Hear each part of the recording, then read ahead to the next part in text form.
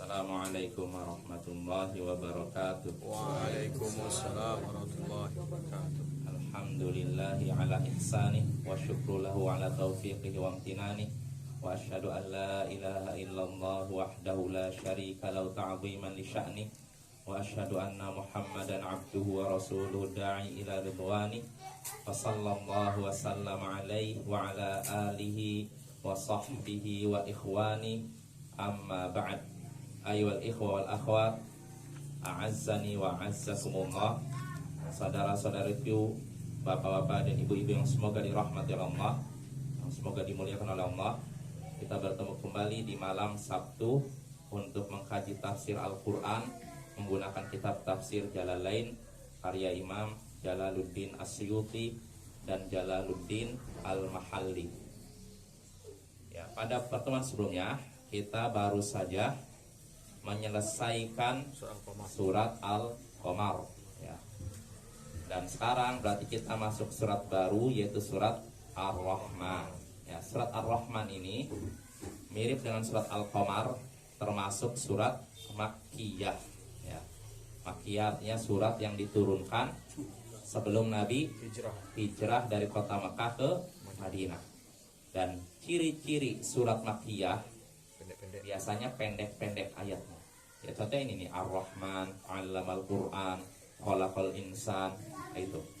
Dan biasanya isinya tentang nasihat, memperingatkan tentang hari kiamat atau kisah-kisah, biasanya begitu. Kalau itu surat Al-Makkiyah. Kalau sedangkan surat Madaniyah, ciri-cirinya ayatnya panjang dan isinya tentang hukum syariat, tentang jihad, tentang zakat, tentang apalagi puasa dan semacamnya. Itu bedanya Makkiyah dan Madaniyah. Dan sekarang kita masuk surat Ar-Rahman, dan surat Ar-Rahman sekali lagi ini surat Makkiyah. Makanya kita bisa lihat ayatnya pendek-pendek ya, sehingga mudah dihafal. Nah, di sini juga Bapak kita bisa mengambil faedah pelajaran. Para sahabat Nabi ketika di Mekkah, mereka kan masih pemula kan? Iya. Ya kan? Baru masuk Islamnya itu baru kan? Makanya ayat yang turun pun pendek sehingga mudah dihafal. Ya, coba kalau yang pertama kali turunnya, yang turun kepada para sahabat ayatnya panjang, kira-kira bagaimana? Susah dihafal kan? Makanya di Mekah ketika belum hijrah ke Madinah, surat yang turun ayatnya pendek-pendek. Pendek dan tentu saja sedikit-sedikit ya, satu ayat, kadang dua ayat, udah dihafal. Beda dengan di Madinah panjang. Ya. Ini hikmahnya di antara Bapak ya. Maka kita juga di sini bisa menggunakan ini sebagai metode dakwah juga. Jadi kalau untuk mengajari orang yang masih awam, jangan mengajarkan yang berat-berat, yang panjang-panjang. Yang ringkas-ringkas saja, yang pendek-pendek saja. Yang penting dia bisa paham dan langsung dipraktekkan. Nah, itu intinya ya. Ngajar sama orang awam, sama orang yang sudah ngaji lama, sama santri, ini beda. Jangan disamakan. Jadi kalau misalkan Bapak ngajar usul thalathah nih, kita udah belajar usul thalathah, udah khatam sekali, ngulangi lagi, dimuntai sekali lagi, ya nggak masalah. Nah, kalau ngajarkan usul thalathah, misalkan di hadapan yang baru masuk Islam atau baru kenal ngaji istilahnya, ya nggak bisa kita panjang-panjang, ya, singkat aja. Yang penting tahu gambaran secara umum isi kitab tersebut. Nah itu. Tapi kalau di hadapan penuntut ilmu, santri, terutama yang memang ingin istilahnya dipersiapkan jadi dai, tentu saja tidak mungkin ringkas Bapak. Makanya Bapak bisa lihat Waalaikumsalam. Kalau Bapak lihat syarah penjelasan Syekh Muhammad bin Shalih Al-Utsaimin terhadap usul thalathah dengan syarah penjelasan Syekh Shalih Al-Fauzan terhadap al-usul thalathah, beda. Kenapa beda? Ada kemungkinan kalau Syekh Muhammad bin Shalih Al-Utsaimin di hadapan beliau rata-rata para penuntut ilmu. Makanya isi kajian beliau benar-benar detail. Benar-benar kalau kita lihat syarah beliau ini, orang bingung. Masuk ke sini dapat ilmu nahwu, ke sini masuk usul fikih, ke sini hadis. Apa istilahnya, wawasan beliau benar-benar luas. Ilmuwan beliau benar-benar luas. Nah, tapi kalau kita lihat syarah penjelasan Syekh Shalih Fauzan, kok ringkas? Karena beliau Syekh Shalih Fauzan itu tinggal di Riyadh. Sedangkan di Riyadh ini ya kemungkinan besar kan orang-orang bukan penuntut ilmu, artinya gini, banyak orang pendatang. Namanya ibu kota kan begitu kan? Iya. Ya kan? Banyak pendatang. Makanya beliau menyesuaikan dengan kondisi orang yang belajar di hadapan beliau. Nah ini Bapak-bapak, jadi yang namanya fikih dakwah itu melihat kondisi masyarakat. Jadi nggak bisa dipukul rata kajian ini artinya sama. Untuk santri, untuk ini cara penyampaian sama. Nggak bisa begitu. Harus dibedakan walaupun isinya sama kan? Cuman penjabarannya sedikit beda. Ya, itu kita kembali lagi ke surat Ar-Rahman ya. Kita kembali ke surat Ar-Rahman. Surat Ar-Rahman termasuk surat apa tadi? Makkiyah ya. A'udzu billahi minasyaitonir rajim. Bismillahirrahmanirrahim. Ar-Rahman 'allamal Qur'an, khalaqal insan, 'allamahul bayan. Asy-syamsu wal qamaru bihusban. Wan najmu wasyajaru yasjudan. Was-samaa'a rafa'aha wa wada'al mizan. Alla tatghaw fil mizan. Wa aqimul wazna bil qisti wa la tukhsirul mizan. Wal arda wada'aha lil anam. Fiha fakihatu wan nakhlu dhatul akmam. Wal habbu dhul asfi war rayhan. Fabi ayyi ala'i rabbikuma tukadziban. Sampai sini ayat 13 dulu. Ya, bismillahirrahmanirrahim. Dengan nama Allah yang Maha Pengasih lagi Maha Penyayang. Ya, setiap surat dalam Al-Qur'an dimulai dengan bismillahirrahmanirrahim kecuali satu surat. Surat apa itu? Al-Baro'ah ya, atau surat At-Taubah. Ya, bismillahirrahmanirrahim. Dengan nama Allah yang Maha Pengasih lagi Maha Penyayang. Ar-Rahman, yang Maha Pengasih. Siapa yang Maha Pengasih? Allahu Ta'ala. Ar-Rahman ini salah satu nama Allah Subhanahu Wa Ta'ala yang khusus dimiliki oleh Allah Subhanahu Wa Ta'ala. Artinya nama ini nggak bisa dipakai oleh orang lain. Nggak bisa dipakai oleh hambanya, makhluk, nggak boleh Bapak. Beda dengan yang lain. Oleh yang lain masih bisa dengan syarat tentunya. Misalkan Al-Aziz, ya kan? Makanya Bapak pernah dengarkan kisah Nabi Yusuf digoda oleh istrinya apa? Al-Aziz. Al-Aziz artinya apa?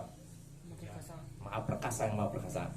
Kalau Al-Aziz untuk manusia tentu saja terjemahannya bukan yang maha perkasa, ya perkasa. Nah yang seperti ini kata para ulama boleh dengan syarat memberi nama itu tidak ada unsur artinya mengandung sifat untuk menandingi Allah.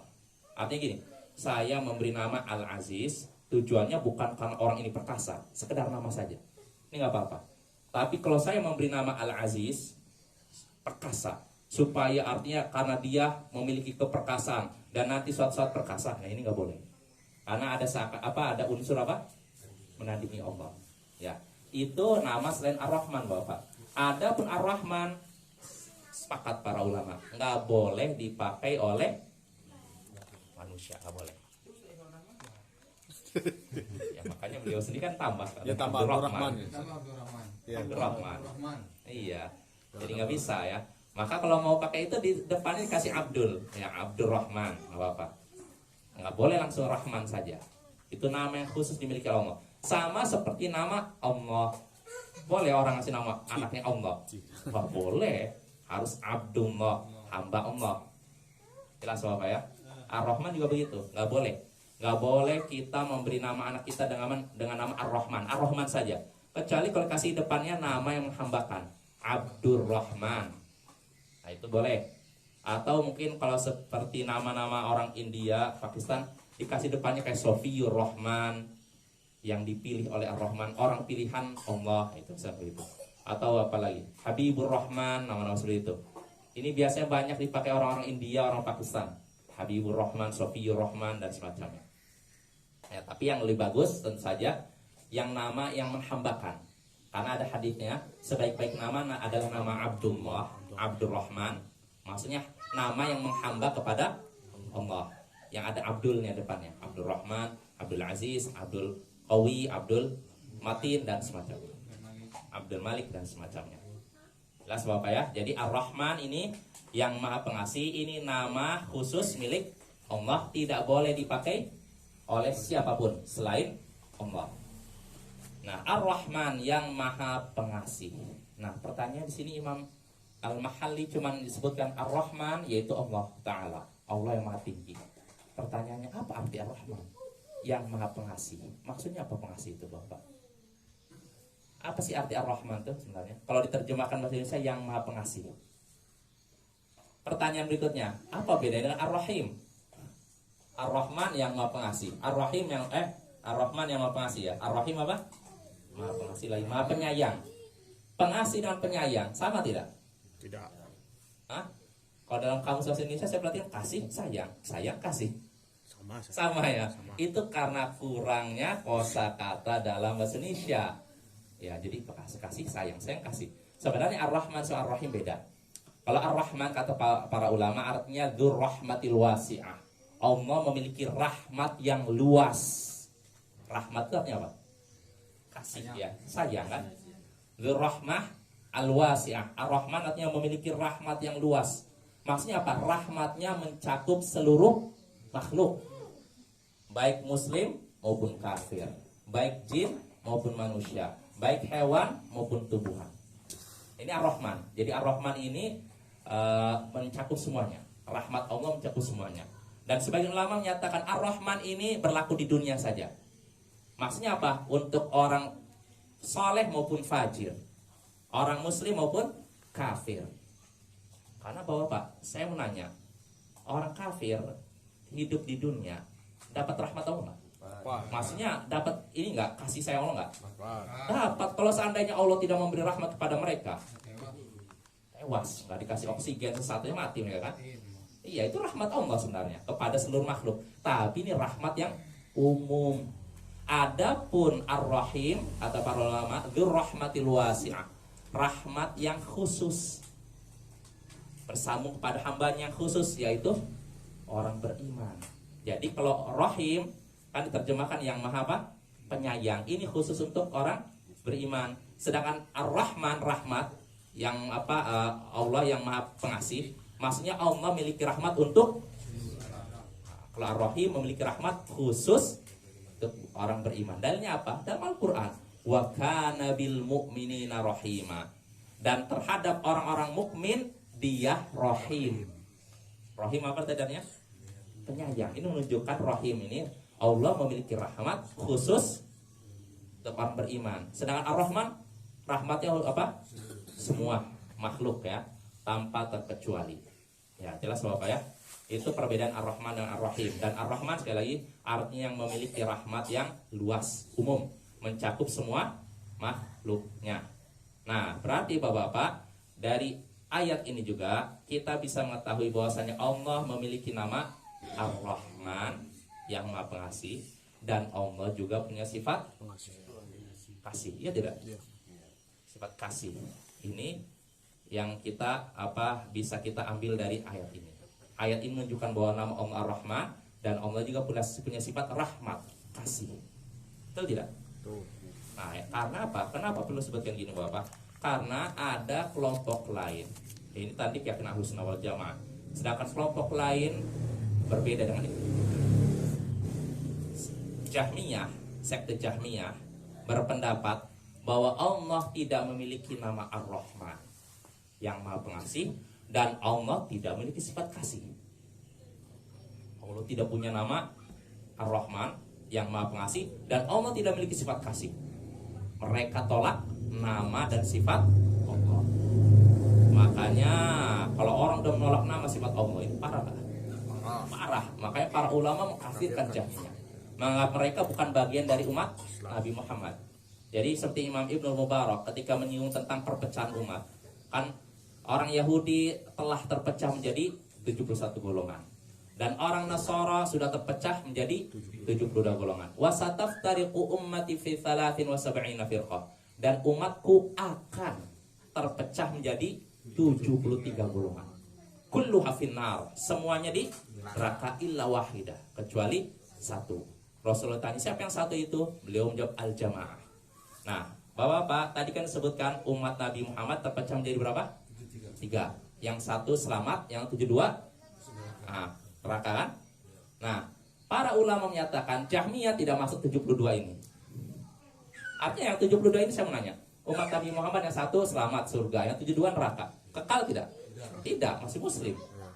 Mereka sementara di neraka nanti masuk surga. Tapi kata Imam Ibnu Mubarak, Jahmiyah tidak masuk 72 ini.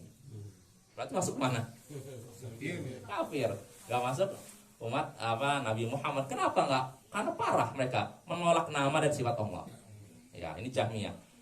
Itu kelompok pertama. Sedangkan kelompok kedua Mu'tazilah. Mereka menyatakan Allah memiliki nama Ar-Rahman yang Maha Pengasih, tapi Allah tidak memiliki sifat kasih. Aneh enggak? Ya, misalkan mereka menyatakan Al-Aziz, Allah memiliki nama Al-Aziz yang Maha Perkasa, tapi Allah tidak punya sifat perkasa. Ini namanya pujian atau celaan? Allah dikatakan Allah Maha Perkasa, Allah yang Maha Perkasa, tapi tidak punya sifat perkasa. Allah Maha Lembut, tapi Allah tidak memiliki sifat lembut.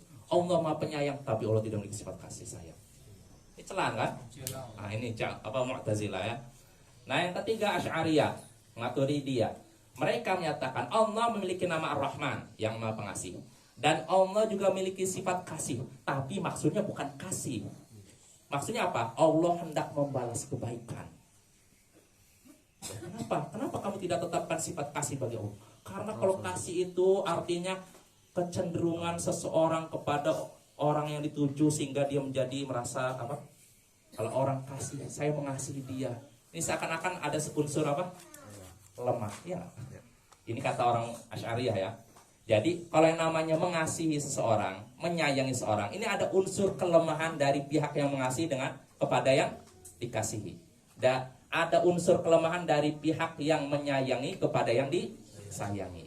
Makanya kalau kasih seperti itu berarti sifat lemah, sifat kurang, dan Allah tidak memiliki sifat kurang. Makanya Allah tidak memiliki sifat kasih.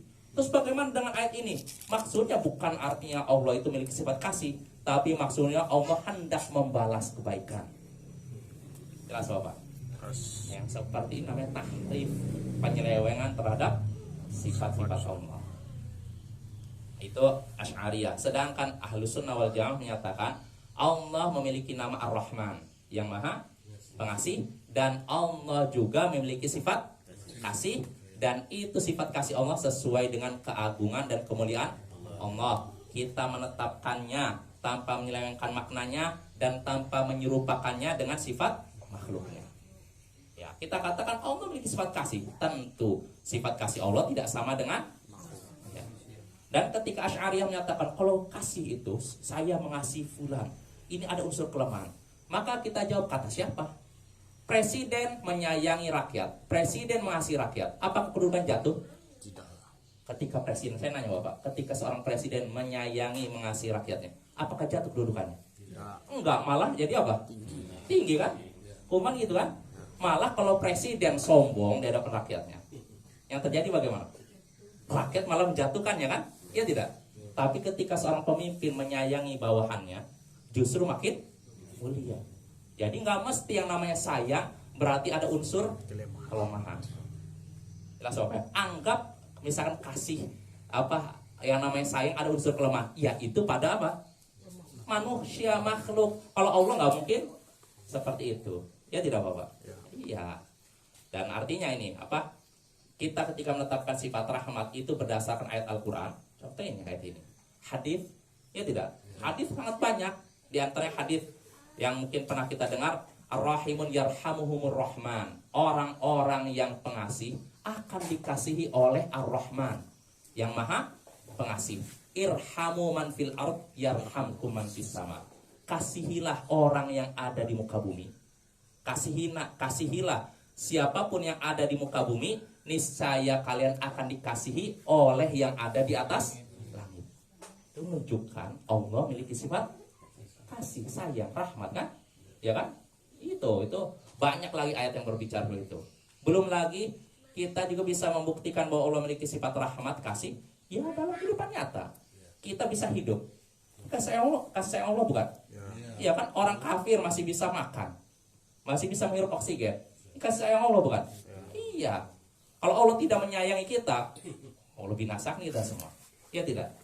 Ini artinya secara berdasarkan nas, ayat Al-Quran, hadis dan akal, kita bisa meyakini, oh Allah memiliki sifat sayang. Justru kalau kita katakan Allah tidak memiliki sifat sayang, ini sebenarnya sedang menjatuhkan Allah. Ya tidak? Ya. Karena menyerupakan Allah dengan benda mati. Itu tidak? Ya kan? Nah ini Bapak ya. Maka Bapak kalau kita mengikuti jalan salaf, Ahlus Sunnah wal Jamaah, para sahabat tabi'in, kita insya Allah masih fitrah kita masih lurus. Tapi kalau kita sudah terpengaruh dengan filsafat, ilmu kalam, yaitu seperti Jahmiyah, Mu'tazilah, Asy'ariyah, jadi seperti apa tidak lurus lagi apa pikirannya. Jadi ketika tanya, kamu bisa hidup ini kasih sayang Allah kan? Oh iya. Berarti kamu menetapkan sifat kasih bagi Allah. Oh enggak. Barusan menetapkan tapi setelah itu nolak. Aneh itu kan? Ya tidak. Kan sebagian orang gitu. Kamu bisa hidup di sini. Kamu bisa menghirup oksigen gratis. Ini menunjukkan kasih sayang Allah kan? Oh iya betul. Oh berarti kalau gitu Allah memiliki sifat kasih. Sifat kasih. Oh enggak. Itu serupa dengan makhluk. Ini aneh gini. Tadinya dia menetapkan, setelah ditanya apakah Allah memiliki sifat kasih, dia nolak. Nah ini sikap kontradiktif Bapak. Buah dari apa? Karena tidak mengikuti jalannya para sahabat. Ya, jadi gitu kontradiktif Bapak ya. Maka kita kembali lagi. Ayat ini Ar-Rahman menunjukkan bahwa Allah memiliki nama Ar-Rahman yang Maha Pengasih, dan Allah juga punya sifat apa? Kasih ya. Ar-Rahman yang Maha Pengasih. Allah memiliki rahmat yang umum mencakup semua makhluk. Apa buktinya Allah memiliki sifat rahmat, memiliki sifat kasih? Allah sebutkan buktinya pada ayat-ayat setelahnya. Allamal Qur'an. Allah mengajarkan Al-Qur'an. Allah mengajarkan Al-Quran kepada siapa yang dia kehendaki. Ini salah satu bukti apa? Kasih Allah, bentuk rahmat Allah. Ya tidak? Ketika kita bisa membaca Al-Quran, ini nikmat tidak? Ketika kita bisa paham isi Al-Quran, nikmat tidak? Nikmat Bapak ya. Ini harus kita syukuri. Dan ini salah satu bentuk kasih Allah, salah satu bentuk sayang Allah kepada kita. Allah mengajarkan kepada kita Al-Quran. Maksudnya apa? Membantu kita sehingga kita bisa baca dan memahaminya. Dan Al-Quran juga sudah Allah permudah untuk apa? Sudah kita pelajari, mau dibaca, dipahami, dihafalkan, dan direnungkan. Itu bukti pertama bahwa Allah memiliki sifat kasih. Lalu yang kedua, ayat ketiga, khalaqal insan. Dia telah menciptakan manusia. Al-jins, jenis manusia.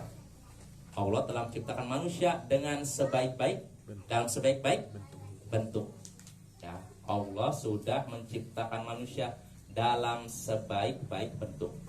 Dan tidak ada makhluk yang bentuknya lebih baik daripada manusia. Kita kan pernah melewati surat apa dulu itu? Surat apa dulu?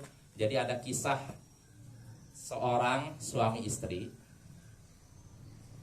Lalu dia berkata gini, kalau engkau lebih baik, katanya gimana? Saya lupa. Kalau engkau lebih baik dari bulan, maka talak jatuh padamu. Masih ingat ya? Biasanya kan? Kalau engkau lebih baik dari bulan, maka jatuh talak kepadamu. Aku talak kamu. Akhirnya si istri nangis. Wah, iyalah, saya kan nggak lebih baik dari bulan. Akhirnya perkara ini diadukan kepada seorang ulama, kepada khalifah. Maka khalifah pun mendatangkan ulama. Lalu ulama menyatakan tidak. Yang baik adalah manusia. Laqad khalaqnal insana fi ahsani taqwim. Sungguh kami telah menciptakan manusia dalam sebaik-baik bentuk.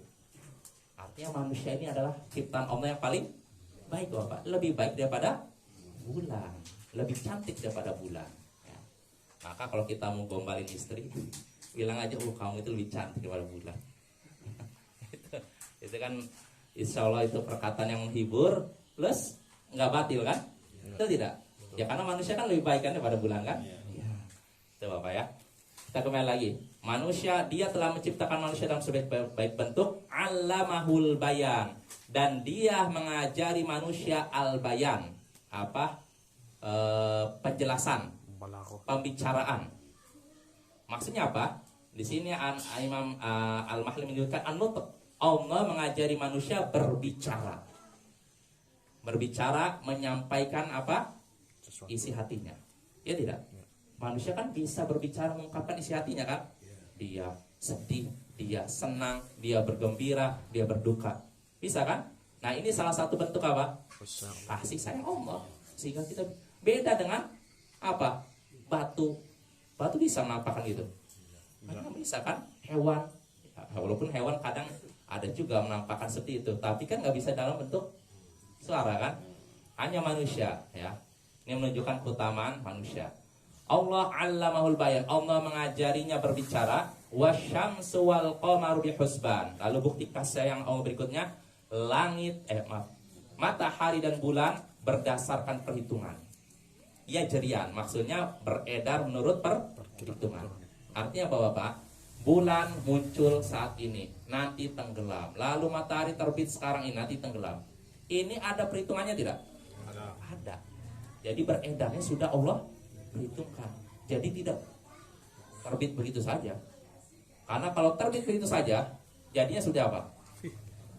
Tabrakan. Tiba-tiba muncul di hari yang sama bulan dan bintang. Bulan dan matahari. Gimana ini? Bingung kan? Nah, makanya ini udah diatur oleh Allah. Bulan, Allah sebutkan la syamsi apa? Yang bagila antudrikal qamara wala lailus sabiqun nahar. Matahari tidak pantas mengejar bulan. Begitu juga malam dan siang. Artinya apa? Masing-masing sudah ada apa? Sudah ada waktunya. Jadi tidak mungkin satu melangkah yang lain. Matahari nih, bulan masih ada, matahari langsung masuk. Ya enggak. Atau malam langsung siang masuk. Jadi masing-masing sudah ada ininya, sudah ada ukurannya, sudah ada perhitungannya. Dan itu juga termasuk bukti apa? Kasih Allah, kebesaran Allah ya. Dengan apa? Dengan ada perhitungan seperti itulah kita jadi apa kira-kira? Apa hikmahnya Bapak? Bulan ini muncul berdasarkan perhitungan, sudah berdasarkan apa edaran yang Allah tentukan. Apa hikmahnya dengan adanya seperti itu? Kita bisa mencari nafkah. Nafkah, betul. Kita bisa menentukan misalkan waktu kapan nih kita mau pergi. Udah ada, karena udah ada ukurannya kan. Kemudian sholat. Sholat dan semacamnya. Itu hikmahnya. Dan masih banyak lagi. Wan najmu wasyajaru yasjudan. Bintang dan pepohonan kedua-duanya bersujud. Nah, di sini Allah mulai menyebutkan salah satu kekuasaan Allah, bahwasanya bintang dan pepohonan sujud, keduanya bersujud. Di situ terjemahkan apa? Bintang, bukan? Tumbuh-tumbuhan ya. Nah, ini ada. Kalau Imam Al-Mahdi sama juga. Najmu di sini mala saqalahu minan nabat. Najmu di sini adalah tumbuhan yang tidak punya batang. Najmu itu tumbuhan yang tidak punya batang. Namanya sejenis rumput. Sedangkan syajar yaitu tumbuhan yang punya batang. Jadi di sini kalau diterjemahkan di Quran terjemah apa? Tumbuhan yang tidak berbatang dan tumbuhan yang punya batang, kedua-duanya sujud gitu ya. Ya. Nah, itu najmu Bapak. Jadi najmu maknanya disebutkan para ulama yaitu tumbuhan yang tidak punya batang. Tapi ulama lain menafsirkan bahwasanya najmu ini bintang. Kan sudah kita bahas dalam surat An-Najm, wan najmi idza hawa. Demi bintang jika sudah tenggelam. Bintang. Bintang najm ini bintang. Jadi najm ini bisa artinya bintang, bisa artinya tumbuhan yang tidak punya batang. Nah, lantas mana yang kuat maknanya, apakah najm di sini bintang atau tumbuhan yang tidak punya batang? Mana yang kuat? Hah? Bintang atau tumbuhan yang tidak punya ini batang? Hah? Bisa dua-duanya. Para ulama ada yang ini dan ini. Kalau Imam Ibnu Katsir, beliau menguatkan pendapat yang menyatakan najm di sini artinya bintang. Beliau apa? Beliau berdasarkan ayat lain yang serupa dengan ini. Dalam surat Al-Hajj ayat 18, alam taro annallaha yasjudu lahu man fis samawati wa man fil ard. apakah engkau tidak menyaksikan bahwasanya yang di langit dan di bumi bersujud kepada Allah? Wasyamsu wal qamar, begitu juga apa? Matahari dan bulan. Wan najmu wal jibal, dan bintang dan gunung-gunung. Wasyajar, begitu juga pepohonan. Terus apa? Wasyajaru wadawabu wa katsiru minan nas, begitu juga binatang-binatang melata dan banyak orang, mereka pun sujud kepada Allah. Nah, tadi Allah sebutkan di antara yang sujud yaitu apa tadi?